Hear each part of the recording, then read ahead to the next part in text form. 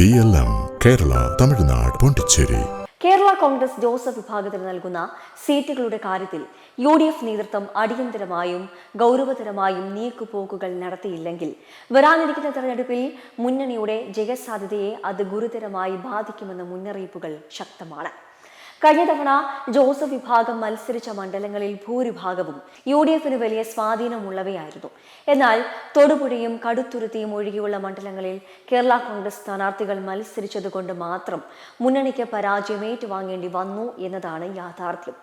ഇത്തവണയും ഏറ്റുമാനൂർ, ചങ്ങനാശ്ശേരി, ഇടുക്കി, കോതമംഗലം, തിരുവല്ല തുടങ്ങിയ മണ്ഡലങ്ങൾക്കായി ജോസഫ് വിഭാഗം അവകാശവാദം ഉന്നയിക്കുന്നുണ്ട്. എന്നാൽ ഈ മണ്ഡലങ്ങളിൽ കേരള കോൺഗ്രസ് സ്ഥാനാർത്ഥികളാണ് വീണ്ടും മത്സരിക്കുന്നതെങ്കിൽ പരാജയം ആവർത്തിക്കപ്പെടുമെന്ന് രാഷ്ട്രീയ നിരീക്ഷകർ വിലയിരുത്തുന്നു. അതേസമയം ഈ സീറ്റുകളിൽ കോൺഗ്രസ് സ്ഥാനാർത്ഥികൾ കൈപ്പത്തി ചിഹ്നത്തിൽ ജനവിധി തേടുകയാണെങ്കിൽ UDFന് വിജയം ഉറപ്പിക്കാൻ സാധിക്കും.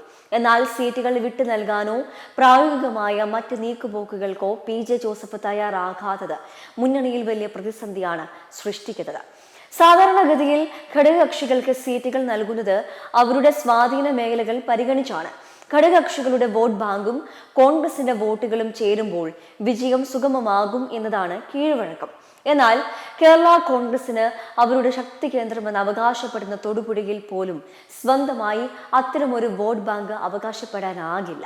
കോൺഗ്രസിന്റെ ശക്തമായ വോട്ട് ബാങ്കുള്ള മണ്ഡലങ്ങൾ ചോദിച്ചു വാങ്ങി മത്സരിക്കുകയും വിജയിച്ച ശേഷം കോൺഗ്രസിനോട് തന്നെ വിലപേശുകയും ചെയ്യുന്ന ശൈലിയാണ് ജോസഫ് വിഭാഗം പിന്തുടരുന്നത്. ഫലത്തിൽ കോൺഗ്രസ് പാർട്ടി വളവും വെള്ളവും നൽകി കേരള കോൺഗ്രസിനെ പരിപോഷിപ്പിക്കണം എന്നതാണ് ജോസഫിന്റെ നിലപാട്. സീറ്റ് ചർച്ചകളുടെ ഘട്ടത്തിൽ അനാവശ്യമായ പിടിവാശികൾ കാണിക്കുന്നതും ഭീഷണിയുടെ സ്വരം ഉയർത്തുന്നതും ജോസഫ് വിഭാഗത്തിന്റെ സ്ഥിരം തന്ത്രമായി മാറിയിട്ടുണ്ട്. നിലവിൽ 8 സീറ്റുകൾ വേണമെന്ന നിലപാടിൽ ഉറച്ചു നിൽക്കുന്ന അവർ ഏറ്റുമാനൂരും ഇടുക്കിയും വിട്ടു നൽകാൻ തയ്യാറായിട്ടുണ്ട്. എന്നാൽ ചങ്ങനാശ്ശേരിയും തിരുവല്ലയും കൂടി കോൺഗ്രസ് ഏറ്റെടുക്കണമെന്നാണ് പ്രാദേശിക നേതൃത്വത്തിന്റെയും പ്രവർത്തകരുടെയും ആവശ്യം. കേരള കോൺഗ്രസ് ജോസഫ് വിഭാഗത്തിന് സീറ്റുകൾ വിട്ടു നൽകുന്നതിലൂടെ കോൺഗ്രസ് നേരിടുന്ന ഏറ്റവും വലിയ വെല്ലുവിളി സ്വന്തം അണികളുടെയും പ്രാദേശിക നേതാക്കളുടെയും പ്രതിഷേധമാണ്. പതിറ്റാണ്ടുകളായി കോൺഗ്രസിനായി വിയർപ്പൊഴുക്കിയ പ്രാദേശിക നേതാക്കളെ തഴഞ്ഞ് കാര്യമായ ജനസ്വാധീനമില്ലാത്ത കേരള കോൺഗ്രസ് പ്രതിനിധികൾക്ക് സീറ്റ് നൽകുന്നത് താഴെത്തട്ടിൽ പാർട്ടിയുടെ പ്രവർത്തനത്തെ നിർജീവമാക്കുന്നു. ഇത് പലപ്പോഴും വിമത സ്ഥാനാർത്ഥികൾ രംഗത്ത് വരാനോ അല്ലെങ്കിൽ നിശബ്ദമായ വോട്ട് ചോർച്ചയ്ക്കോ കാരണമാകുന്നുണ്ട്. കഴിഞ്ഞ തദ്ദേശ തെരഞ്ഞെടുപ്പുകളിലെ കണക്കുകൾ പരിശോധിച്ചാൽ കേരള കോൺഗ്രസ് മത്സരിച്ച പല വാർഡുകളിലും UDF വോട്ടുകൾ ചോർന്നത് ഇതിന് തെളിവാണ്. മറ്റൊരു പ്രധാനപ്പെട്ട വസ്തുത കേരള കോൺഗ്രസിലെ പിളർപ്പിന് ശേഷം ജോസഫ് വിഭാഗത്തിന് പഴയതുപോലെയുള്ള സംഘടനാ സംവിധാനം പല മണ്ഡലങ്ങളിലും ഇല്ല എന്നതാണ്. ഇടുക്കിയിലും കോട്ടയത്തും പത്തനംതിട്ടയിലും ഒരു കാലത്തുണ്ടായിരുന്ന സ്വാധീനം ഇപ്പോൾ അവർക്ക് അവകാശപ്പെടാനാവില്ല. എന്നിട്ടും പഴയ കണക്കുകൾ നിരത്തി കൂടുതൽ സീറ്റുകൾക്കായി വാദിക്കുന്നത് രാഷ്ട്രീയമായ ബ്ലാക്ക് മെയിലിംഗ് ആണെന്ന് കോൺഗ്രസിനുള്ളിൽ തന്നെ അഭിപ്രായമുണ്ട്. ഘടകകക്ഷികളെ സംരക്ഷിക്കുക എന്ന ബാധ്യത കോൺഗ്രസ് ഏറ്റെടുക്കുമ്പോൾ അത് സ്വന്തം പാർട്ടിയുടെ നാശത്തിന് വഴിതെളിക്കരുത് എന്ന വികാരമാണ് അണികൾക്കിടയിലുള്ളത്.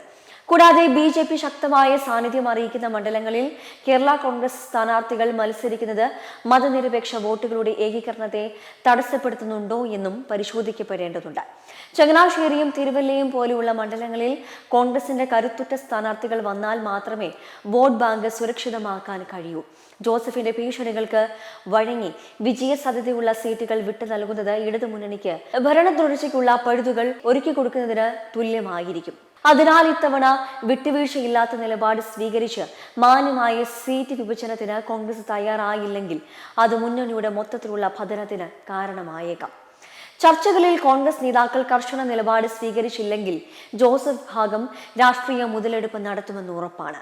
കോൺഗ്രസ് നിലപാട് കടുപ്പിച്ചാൽ ജോസഫിന് മുന്നിൽ മറ്റു പോംവഴികളില്ല എന്നതാണ് വസ്തുത. 1000 സജീവ പ്രവർത്തകർ പോലും ഇല്ലാതെയിരുന്ന സാഹചര്യത്തിലാണ് കഴിഞ്ഞ തവണ കോട്ടയം പാർലമെന്റ് സീറ്റ് ജോസഫ് വിഭാഗത്തിന് വിട്ടു നൽകിയത്. ഇത്തരം വിട്ടുവീഴ്ചകൾ പാർട്ടിയുടെ അടിത്തറ തകർക്കുമെന്ന തിരിച്ചറിവിൽ വരാനിരിക്കുന്ന തെരഞ്ഞെടുപ്പിൽ ജയസാധ്യത മാത്രം മാനദണ്ഡമാക്കി സീറ്റ് വിഭജനം പൂർത്തിയാക്കാൻ കോൺഗ്രസ് നേതൃത്വം തയ്യാറാകേണ്ടതുണ്ട്. മെമ്പർമാരുടെ നിക്ഷേപങ്ങൾക്ക് ഉയർന്ന ലാഭവിഹിതം നൽകുന്ന കേന്ദ്ര സർക്കാർ സഹകരണ registered society Bharat Lajna multi state housing cooperative society limited.